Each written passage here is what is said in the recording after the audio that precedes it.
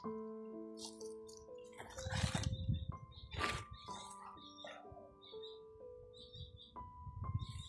tol, isang mapagpalang umaga sa ating lahat. So,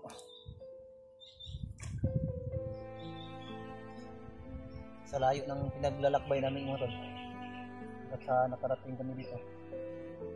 So, sa bakas mga tol ay nailigtas ko na rin yung asawa ko sa kamay ng mga bandido. So hindi nga lang ako nakapag-video noong gabi yun na nilusob ko yung kampo nila, yung kubo na pinagpahingahan ng mga bandido at yung pinagwalahan ng asawa ko.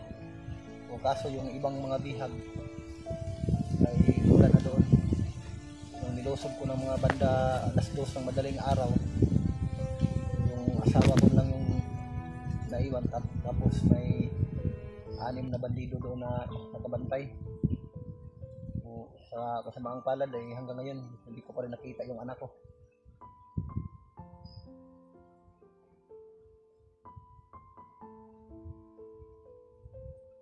Hindi talaga ako umalis mga tol. Mula nung natuklasan ko yung kubo na yun at narinig ko yung usapan ng mga bandido na nandun daw yung mga commander nila, ay hindi talaga ako umalis doon mga tol. So nabantayan ko talaga mga tol yung mga bawat kilos nila hanggat sa nagkaroon ako ng pagkakataon. Yung nilusog ko ng mga banda alas 2 ng madaling araw, hindi na nila ako napansin dahil tulog na yung mga bandido. Tapos yung asawa ko nakatulog din. Inisip ko at yung gulat niya, bigla ako dumating doon. So, dali-dali kaming umalis doon. So check ngayon mga tol ay naghahanap na yung mga bandido dahil na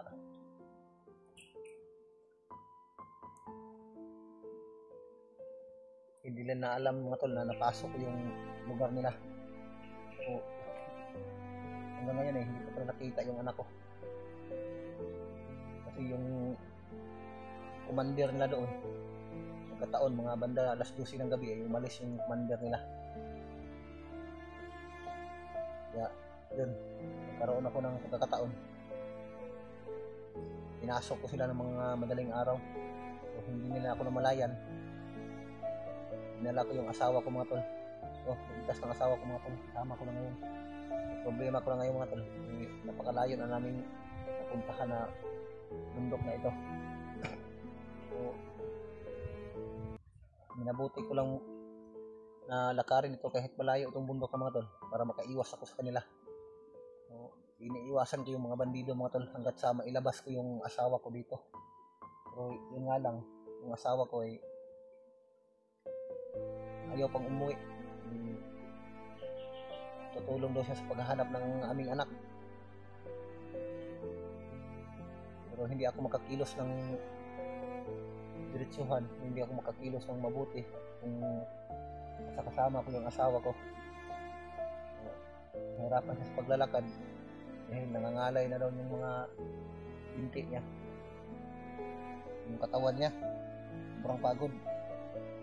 Buti na lang may dala akong tinapay dito sa bag kasi yung bago na naiwan naputol kasi yung ano niya dito, yung may sabitan niya dito sa may likuran.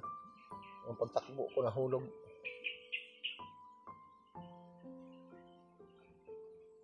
So, kanina pa to mga tol, pinabayaan ko na lang matulog pa para makapagpahinga. After nito, kung makapagpahinga na siya ng maayos, aalis kami dito mga tol. Pero binigyan kami ng pagkakataon na makarating kami sa areang ito. Palagay ko ay safety naman dito mga tol. Hindi kami makikita dito kung sakaling may dumaan. Nasa ilalim kami ng bangin, hindi kami makikita dito. Tapos napapalibutan kami ng mga punong kahoy. Tapos kabila, harapan ko dito lang sa likuran, kung may dumaan man ay hindi kami makikita.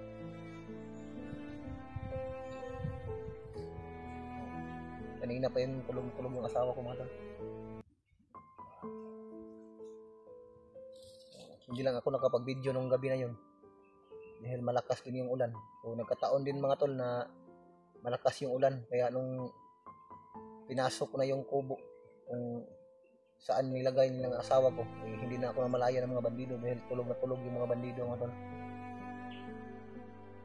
Buti na lang hindi kami napansin ng pag-alis namin at pagpasok ko mga tol. So binantayan ko talaga mga tol. So tinitiis ko yung araw at gabi na magmanman sa kanila, yung mga kilos nila. So niligaw ko yung ibang bandido. Nagpahabol ako sa kanila mga tol. Tapos umikot ako sa kabilang bundok para yung intensyon nila ay doon mapokus sa kabila para hindi nila mahalata na natuntun ko na yung kampo na pinagdalhan nila ng asawa ko. At yung ibang bihag mga tol ay wala na doon nung inabutan ko. Yung naiwan lang yung asawa ko.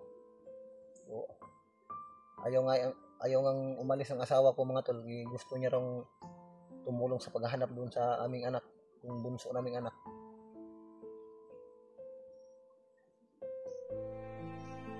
So hindi talaga ako makakuan. Mahirap talaga kung kasama ko yung asawa ko kung hindi ka makapagtakbo kung sakaling may lumusob ng mga bandido.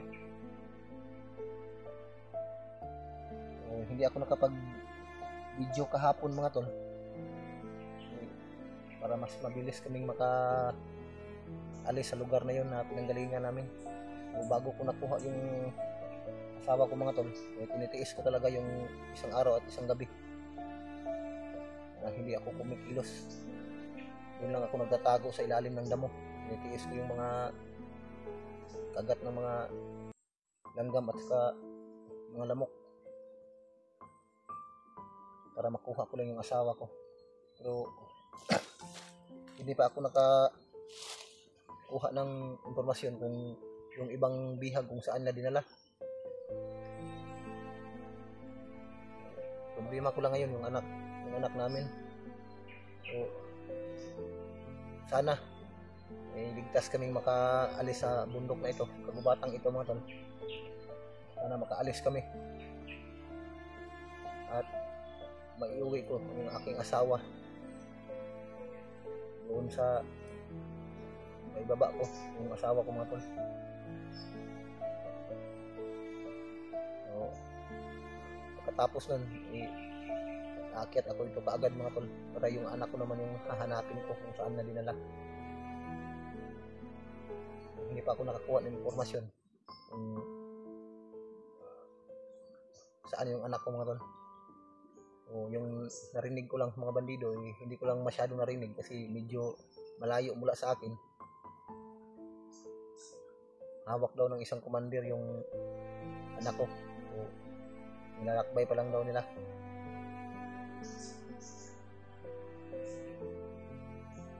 So, napag-isipan siguro ng mga bandido na hindi pwede isama tong anak ko at ang asawa. Para yung intensyon namin kung sakaling lulusubin namin sila ay mahati yung intensyon namin, yung plano namin. Yan ang problema ko ngayon, kung saan ko makikita yung anak ko.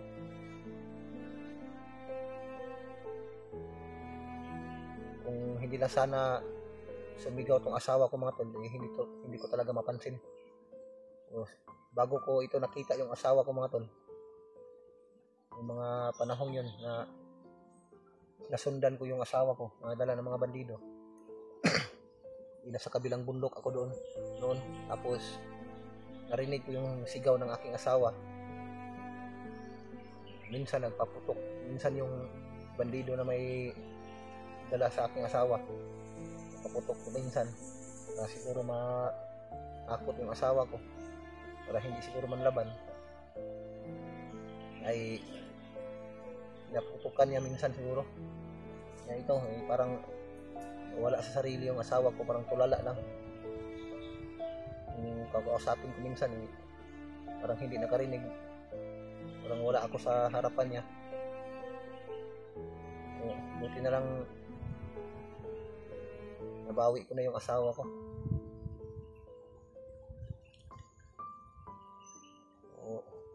Medyo masakit yung ulo ko mga tol dahil ilang gabi ako na hindi nakatulog ilang araw na kung walang maayos na pagpahinga. Pati na yung asawa ko ngayon, pagod na pagod talaga. O, kanina pa ito, hanggang ngayon tulog na tulog pa rin.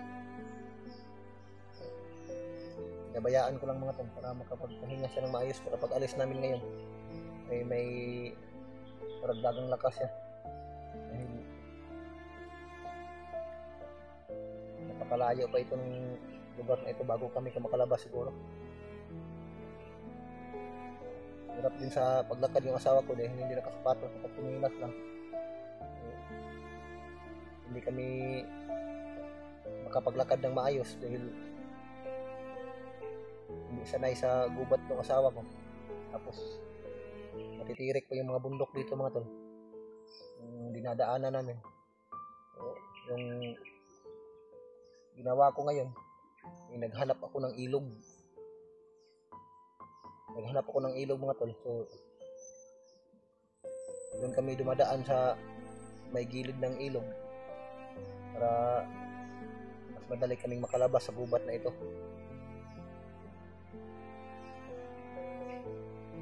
Pero hindi kami doon dumaan talaga sa may ilog mga tol. Yung dinadaanan namin malapit lang sa ilog, pero yung puntarya namin kung saan yung direksyon ng tubig talagang palabas talaga ng bayan itong daanan ng tubig mga tol. Kaya ito yung ginawa ko para mas madali kaming makalabas. So sana hindi kami mahihirapan sa paglabas mga tol. Yan, habang dala-dala ko pa yung asawa ko ay iniiwasan talaga namin mga tol kapag may makita kaming mga bandido. Umiiwas lang talaga ako dahil mahihirapan talaga ako sa pagkikipaglaban kapag kasama ko yung asawa ko mga tol, dahil hindi talaga makatakbo. Okay lang sa akin makatakbo man ako ng mabilis, yung asawa ko hindi makatakbo kasi hindi ako nagkakamali, parang 2 o 3 buwan na yung tiyan ng asawa ko. Yung hindi nga lang masyadong kalakihan yung tiyan ng aking asawa dahil maliit kasi na babae. Ang 4 na anak ko na to,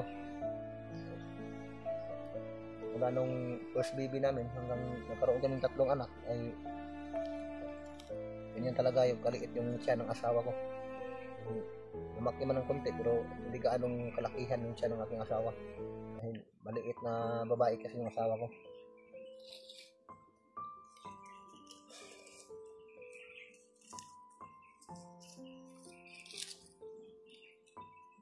Grabe, tulog na tulog talaga.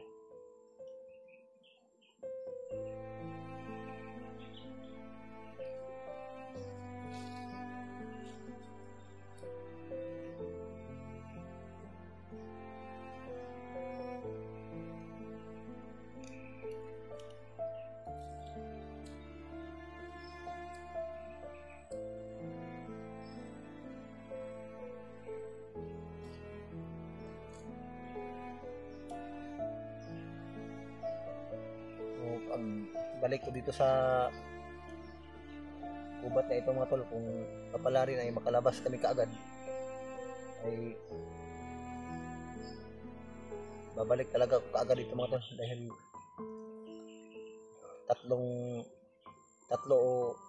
tatlong kubo na yung nakita ko mga tol na pinagpahingahan ng mga bandido. Habang hindi pa sila nakapunta doon sa kuta talaga nila na yung kuta ni Commander Bagnot ay hindi ako tatagal mga tol. Baka sakaling makuha ko pa kaagad yung anak ko. Ngayon nandito na yung asawa ko mga tol, so pakishare na ng aking video mga tol para malaman din nila na nandito na yung asawa ko. So, sana sa paglabas namin dito ay masagupa namin sila, yung mga kasamahan namin, lalong lalo na yung bayaw ko mga tol. Dahil nagmensahe si Remark sa akin, yung tinatawagan ko ay hindi ko siya nakontak, pero nag-iwan siya ng mensahe sa akin na sinusundan daw ni Remark yung mga dinadaanan ko. So, yung tiningnan ko yung upload ni Remark, yung kubo na nadaanan nila, yun ang unang kubo na kung saan doon ko una nakita yung asawa ko. Doon yung bundok na yun, doon ko una narinig na sumigaw yung asawa ko. So, doon lang muna sila nagpapahinga. So, patuloy pa rin sila sa maglalakbay hanggang sa makarating siguro sila doon sa area ni Commander Bagnot. So, check, malayo pa yun mula rito. Sa pagkakaalam ko, maraming mga kampo itong mga bandido dahil iba't iba yung mga commander na nangunguna sa kanila, humahawak sa kanila. Kaya kung maglakad sila mga tol, may mga kuta sila na mapagpahingahan, mapagpataguan nila bago sila makarating sa pinakamin na kuta nila doon kay Commander Bagnot.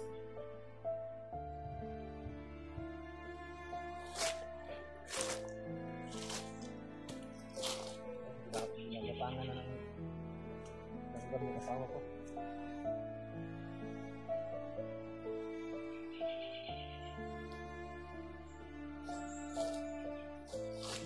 May mga damit sana akong nadala.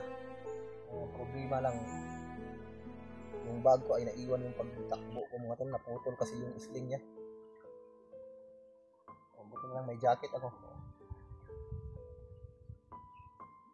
na pasuot ko sa asawa ko. Kaya namang tiisin ng balat ko yung lamig at init mga tol. Ang problema yung asawa ko dahil sumasakit na yung tiyan.